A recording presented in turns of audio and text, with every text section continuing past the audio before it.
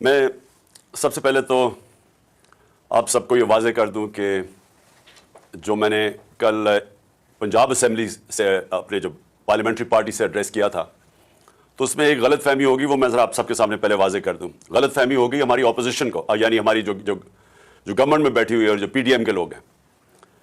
دیکھیں، ہم نے فیصلہ کر لیا ہے کہ ہم نے یہ اسمبلیوں سے کے پی اور اپنی پنجاب کی اسمبلیوں سے ان کو ڈیزالو کرنا ہے اور الیکشنز پہ جانا ہے. ہم نے صرف ان کو پی ڈی ایم والے لوگوں کو ان کو ایک پیغام دیا کہ دیکھیں 66% پاکستان میں الیکشن ہوگا جیسے ہم اپنی یہ 2 اسمبلیاں ڈیزالو کریں گے. اب 66% پاکستان میں جب الیکشن ہوگا تو جو فیڈرل گورنمنٹ ہے وہ تو اس کا تو کام کرنا ختم ہو جائے گا، کیونکہ وہ تو سارے الیکشن میں چلے جائیں گے. جب 66% پاکستان میں الیکشن ہوگا تو فیڈرل گورنمنٹ کیا کرے گی؟ وہ سارے الیکشن میں چلے جائیں گے. اس کا مطلب ملک ہالٹ ہو جائے گا. اب میں نے ان کو یہ سمجھایا، کل کوشش کی اور میرے خیال میں غلط پیغام چلا گیا کہ دیکھیں میں ملک کے لیے آپ کو آفر کر رہا ہوں. الیکشن تو جب بھی ہوں گے وہ انشاءاللہ چاہے اکتوبر میں ہو چاہے اگلے اگست میں ہو، انشاءاللہ تحریک انصاف نے تو اب جیتنا ہے. وہ جیتنا اس لیے ہے کہ لوگوں نے جو ان کی کارکردگی دیکھی ہے پچھلے 7 مہینے میں، لوگ تو یعنی ان سے اتنا متنفر ہیں کہ یہ باہر ہی نہیں نکل سکتے. یہ جدھر پبلک کے اندر جاتے ہیں ان کو چور کے نعرے لگتے ہیں. ملک تو یہ کسی ایک شعبے کے اندر ملک میں کوئی فائدہ نہیں ہوا، یعنی کوئی امپروومنٹ نہیں ہوئی، بلکہ ملک تو نیچے جا رہا ہے. اپنے 2 بڑے فائنانس منسٹرز جو ان کے لے کے آئے تھے اور یہ تجربہ کار لوگ تھے، وہ اب آپس میں لڑ رہے ہیں. وہ جو مفتاح اسماعیل ہے، وہ جو پہلا فائنانس منسٹر ہے، وہ تو اب یہ کہہ رہا ہے کہ یہ ڈیفالٹ کی طرف لے کے جا رہا ہے اسحاق ڈار، اور اسحاق ڈار کہہ رہا ہے کہ اس نے کچھ کیا ہی نہیں ہے جب وہ فائنانس منسٹر تھا. دونوں ہی سچ بول رہے ہیں. دونوں ہی سچ یہ بول رہے ہیں کہ ملک جا تو ڈیفالٹ کی طرف رہا ہے اور دونوں نے کچھ نہیں کیا سوائے اسٹیٹمنٹس دینے کے اور ہمارے اوپر تنقید کرنے کے. ان کے پاس تو اب کوئی روڈ میپ ہی نہیں ہے اس ملک کو بچانے کے لیے. اور جو باہر کی بھی فائنینشیل مارکیٹس ہیں اور پاکستان کے اندر بھی جو بزنس کمیونٹی ہے، ان کو پوری طرح اعتماد ان کے اوپر اٹھ چکا ہے. وہ سمجھتے ہیں کہ اب ان کے پاس کوئی اب حل ہی نہیں ہے، کوئی روڈ میپ نہیں ہے. تو لہٰذا ملک کا جو معاشی حالات ہیں وہ بڑی تیزی سے نیچے جا رہے ہیں.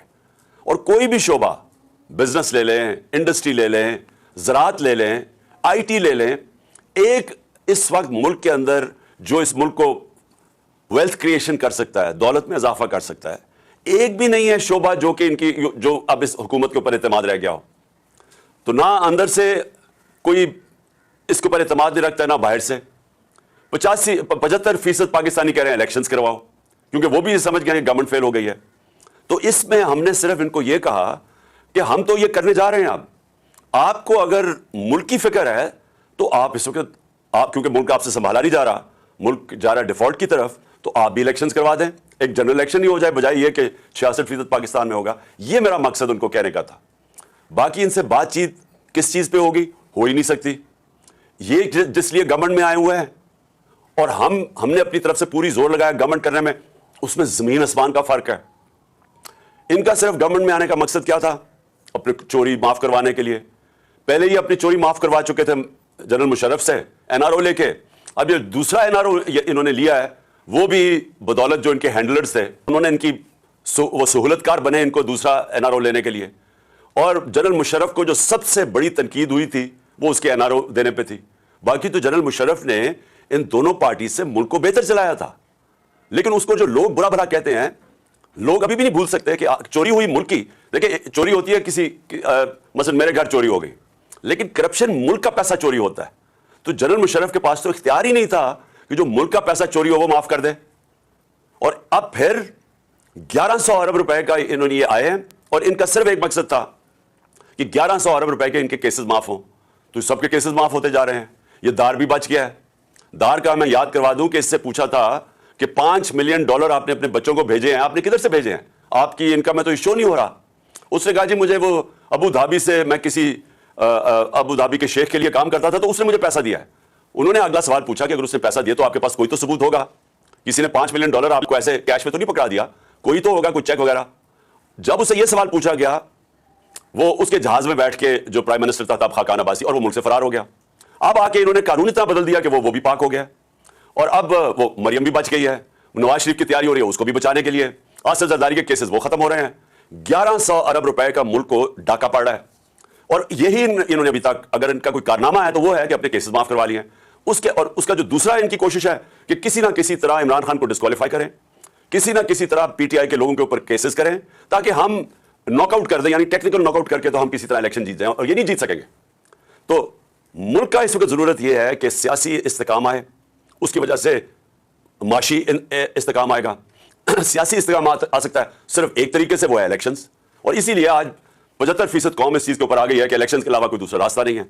اور ہم نے ان کو اس لیے آفر کیا کیونکہ ہم اسمبلیاں ڈیزالو کرنے جا رہے ہیں پنجاب اور کے پی کی, اور وہ اس لیے ہم کرنے جا رہے ہیں کہ ہم سمجھتے ہیں آپ کی یہ ملک کی ضرورت ہے الیکشنز, اور پی ٹی آئی کی ضرورت الیکشنز نہیں ہے اس وقت. پی ٹی آئی تو انشاءاللہ جب بھی الیکشنز ہوں گے تو ہم جیت جائیں گے, بلکہ جتنی دیر یہ بیٹھے جا رہے ہیں اسمبلی میں ان کا تو گراف اور تیزی سے نیچے جا رہا ہے. تو ہمیں تو فائدہ ہی فائدہ ہے کہ اگر الیکشن ڈیلے بھی ہو جاتے ہیں. لیکن ملک, میں آپ سب کو یہ کہنا چاہتا ہوں کہ جو ملک کے حالات ہیں وہ اس سطح پہ پہنچ چکے ہیں کہ اگر یہ الیکشنز نہ ہوئے تو ہمیں تو یہ ڈر لگا ہوا ہے کہ جب تک یہ الیکشنز کال کریں گے تو وہ ملک تو ادھر پہنچ جائے گا جدھر کوئی بھی کچھ نہیں کر سکے گا اس کے بعد. اور مجھے یہ سمجھ نہیں آ رہی کہ کیا یہ جو ہینڈلرز ہیں جنہوں نے 7 مہینے ان کی مدد کی, جنہوں نے ان کی مدد کی ان کو اقتدار میں آنے کے لیے, اور ہم آپ کی ذرا اسٹیٹمنٹ سن لینا مریم کی, اس کی خاقان عباسی کی, اس کی میرے خیال میں رانا ثناء اللہ, اور ان کا ایک اور احسن اقبال, ان کی تو ٹی وی پہ اسٹیٹمنٹس ہیں کہ اسٹیبلشمنٹ کے بغیر تو کبھی نو کانفیڈنس کامیاب ہو ہی نہیں سکتا ہے. ان کی تو اسٹیٹمنٹس انہوں نے خود ٹی وی پہ دی ہوئی ہیں. تو جو سہولت کار ان کو لے کے آئے تھے, تو کیا ان کو یہ نہیں پتا کہ ملک کدھر جا رہا ہے؟ اور دوسرا میرا سوال یہ ہے کہ ان کو یہ جو پی ڈی ایم کے لوگ ہیں, ہم سب کو پتا ہے انہوں نے کیا کرنا ہے, انہوں نے پھر ملک چھوڑ کے بھاگ جانا ہے. یہ بھاگنے کی تیاری کر رہے ہیں کہ اگر انہوں نے جب حالات برے دیکھے یا ملک ڈوبنے لگا تو انہوں نے تو باہر بھاگ جانا ہے. ان کے تو پیسے دولت سب کچھ باہر پڑا ہے ڈالرز میں, تو جب روپیہ گرے گا ڈالر کا تو فائدہ ہوگا ان کو. تو اس لیے ان کا سٹیک پاکستان میں نہیں ہے. نواز شریف جو ہے اس کا جو انٹرسٹ ہے وہ پاکستان میں نہیں ہے. وہ فیصلے پاکستان کی بہتری کے لیے نہیں کرتا, نہ زرداری کرتا ہے, کیونکہ ان کے پیسے باہر پڑے ہوئے ہیں. یہ اپنے پیسے بچانے کے لیے فیصلے کرتے ہیں. تو ان کی تو کوشش یہ ہے کہ کیونکہ یہ اب الیکشن جیت نہیں سکتے, ملک کو آگے لیتے جاؤ, ڈیلے کرو الیکشن, جتنا ڈیلے ہوگا یہ سمجھتے ہیں کہ یہ ہمارے اوپر کیسز کوسز کر کے مجھے ڈسکوالیفائی کر کے, اور شاید وہ ماحول بن جائے کہ یہ الیکشن کمیشن تو ان کے ساتھ ملا ہوا ہے, وہ تو بالکل ہر فیصلہ, بلکہ ان کی پارٹی کا کوئی ممبر لگتا ہے کہ جو کوشش پوری کر رہا ہے کہ کیسے ان کو جتانا ہے. تو یہ سمجھ رہے ہیں کہ ڈیلے کر کے یہ کسی نہ کسی طرح یہ الیکشن وہ ایسا ماحول بنا کے تو شاید جیت جائیں, اور اگر یہ نہیں جیتیں گے تو انہوں نے باہر بھاگ جانا ہے. اور میری پوری پیشن گوئی ہے کہ انہوں نے, ان کے لیڈرز نے پھر یہ تیسری دفعہ باہر بھاگیں گے, لیکن ملک کو تباہی کے کنارے پہ کھڑا کر کے. تو میں نے آج آپ سب کو اس لیے بلایا کہ آپ کو سمجھ جانا چاہیے کہ ملک کا پولیٹیکل سیناریو ہے کیا. ہم کھڑے ادھر ہیں جدھر یہ ہمارے لیے پی ٹی آئی کا تو گراف اللہ کا شکر ہے کبھی بھی اتنا اوپر نہیں گیا جتنا آج ہے, لیکن ملک کا صورتحال یہ ہے کہ یہ جتنی دیر آپ بیٹھیں گے تو جس طرح میں نے آپ کو شروع میں کہا کہ جو بیرون ملک کا فائنینشیل مارکیٹس ہیں وہ مکمل طور پہ ان کے اوپر اعتماد ان کا کھو بیٹھا ہے. موڈیز ہو یا فچ ہو, جو کہ کریڈٹ ایجنسیز ہیں جو دنیا کی ملکوں کی کریڈٹ وردینس ہے اس کا فیصلہ کرتی ہیں, وہ سب انہوں نے پاکستان کو ڈاؤن گریڈ کر دیا. اور یہ جو سی ڈی ایس ہے, اس کا مطلب کہ پاکستان کیا قرضہ واپس کر سکتا ہے, اور جو اس کی رسک ہے اب, وہ ہم جب تھے 5% پہ تھی, آج وہ پہنچ گئی ہے 100% پہ. یعنی کوئی بھی نہیں اب سمجھتا کہ پاکستان اپنا قرضہ واپس کر سکتا ہے. اس لیے باہر سے تو پاکستان میں پیسہ آنے نہیں لگا, نہ انویسٹمنٹ آنے لگی ہے, نہ پاکستان کے اندر سے انویسٹمنٹ آنے لگی ہے. اور دوسری چیز, جو یہ قرضے مانگیں گے کمرشل بینک سے, انہوں نے اب دینے نہیں ہیں قرضے. تو اس ماحول کے اندر ہمارا ملک ایک مزید خطرے میں ہے, اور پھر سے میں کہہ رہا ہوں کہ وہ ادھر پہنچ جائے گا جدھر خدا نہ خواستہ ہمارے کوئی بھی ہم اس کو کنٹرول نہیں کر سکیں گے. تو یہ تو ہمارا پیغام ان کو بھی ہے جنہوں نے جس طرح میں نے کہا انہوں نے تو باہر بھاگ جانا ہے, لیکن جو ان کے ہینڈلرز ہیں ان کو پتا ہونا چاہیے کہ ملک جدھر کھڑا ہے تو نقصان تو جنہوں نے یہاں رہنا ہے, جن کا جینا مرنا پاکستان میں ہے, وہ نقصان تو ان کو ہونے لگا ہے اور ہو رہا ہے. یعنی ہر روز ملک کے حالات بگڑتے جا رہے ہیں.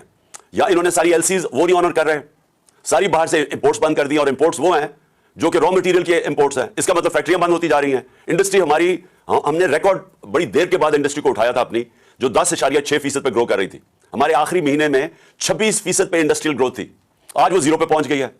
زراعت کے اندر ہمارا ریکارڈ 17 سال کے بعد 4.5% ہماری زراعت کی گروتھ ہوئی تھی, اور ہماری 4 فصلیں ریکارڈ تھی 2 سال. تو وہ بھی آج کسانوں کا ساری فصلیں نیچے آ گئی ہیں, ان کی جو پیداوار ہے, کیونکہ کھادیں بڑھ گئی ہیں, ڈیزل بڑھ گیا ہے, بجلی قیمتیں بڑھ گئی ہیں, ان کی انپٹس اتنی بڑھ گئی ہیں کہ ان کے پاس پیسہ نہیں ہے اپنی زمین پہ لگانے کے لیے. تو لہٰذا جدھر سے ہم چھوڑ کے گئے تھے اور جدھر یہ پہنچ گیا, جدھر پاکستان کو انہوں نے پہنچا لیا ہے, وہ اس سے صرف نکلنے کا ایک طریقہ ہے, اور وہ میں اب سے نہیں 7 مہینے سے کہہ رہا ہوں, صاف اور شفاف الیکشن. اور میں آپ سب کو آج اس لیے یہ کہا تھا کہ آپ آپ سے میری بات بھی ہو جائے, آپ کو میں بتا بھی دوں کہ میرے ذہن میں کیا ہے. اور میں یہ سمجھتا ہوں کہ آپ سب کو اب تیاری کرنی چاہیے الیکشنز کی. ساروں کو اپنے ایم این ایز, اپنے ایم پیز, آپ کو اپنے اپنے حلقوں میں نکل جانا چاہیے اب. اور آپ کی تیاری صرف خاص طور پہ ایم پیز کے, لیکن مجھے لگتا ہے کہ جنرل الیکشن کی طرف ہم جا رہے ہیں. ناممکن ہے کہ اگر 66% پاکستان میں الیکشن ہو رہا ہے تو اس کے بعد جنرل الیکشن کو روک سکتے ہیں یہ. تو ہم ساروں کو اب کوشش اپنے حلقوں میں تیاری کر لینی چاہیے الیکشن کی. اور ہم نے صرف ان کو یہ کہا ہوا ہے کہ اگر آپ بات کرنا چاہتے ہیں جنرل الیکشن کی ڈیٹ دینے میں تو ہم بات کریں گے, نہیں تو ہم ان قریب اناؤنس کر دیں گے اپنی اسمبلیز ڈیزالو کر کے الیکشنز. اور میں نے محمود خان آپ کو بھی, مجھے پتا ہے کہ آپ تیار ہیں بالکل, اور پرویز الہی نے بھی مجھے پوری گو ہیڈ دے دی ہے کہ جب میں چاہوں گا تو اسمبلیز میں ڈیزالو کر سکتا ہوں. تو میں اس لیے یہ سب کو آپ کو بتانا چاہتا تھا کہ اب تیاری ہو جانی چاہیے منٹلی, چاہے وہ الیکشن پہ آئیں یا نہ آئیں. اگر وہ آئیں گے تو ٹھیک ہے, جنرل الیکشن پہ ہم چلے جائیں گے, لیکن اگر وہ نہیں آتے تو ہم نے اسی مہینے انشاءاللہ اپنی پروونشل اسمبلی سے کو ڈیزالو کر کے ہم نے پھر اب الیکشنز کی طرف نکل جانا ہے. ہاں, ایک میں نے آپ سب کو کہنا تھا کہ بڑا ضروری ہے کہ آپ نے اعظم سواتی کے لیے پروٹیسٹ کرنا ہے. سب کو میں کہہ رہا ہوں, جو اسے ظلم ہوا ہے یہ ظلم کی انتہا ہے. ایک آدمی جس نے ایک ٹویٹ کیا ہے, دنیا کے اندر ہر جگہ آپ کو اجازت ہوتی ہے جمہوریت میں تنقید کرنے کی. ایک ٹویٹ کے اوپر تنقید کرنے پہ اس کو تشدد کیا گیا. ایک 75 سالہ آدمی, اس کو پہلے اس کے پوتا اور پوتیوں کے سامنے مارا گھر میں جا کے, اس کے بعد اس کو لے جا کے یہ ڈرٹی ہیری نے کے آرڈرز پہ انہوں نے اس کے اوپر تشدد کیا ننگا کر کے. اور اس آدمی کا کوئی بھی اس کے اوپر اس طرح کا ظلم ہوا ہوتا تو اس کا غصہ آنا تھا. اس کے بعد اس کی جو سب سے بڑا ہمارے معاشرے کے اندر ایک ہمارا معاشرہ اسلامی معاشرہ ہے, اس کی جو ویڈیو بنا کے اس کے گھر اس کی فیملی کو دی گئی, یعنی کون آدمی ہے اس کے بعد ریئیکٹ نہیں کرے گا؟ میری طرح کا آدمی, میں تو خود کچھ حملے کے لیے تیار ہو جاؤں گا میرے گھر سے مجھے کوئی اس طرح کرے.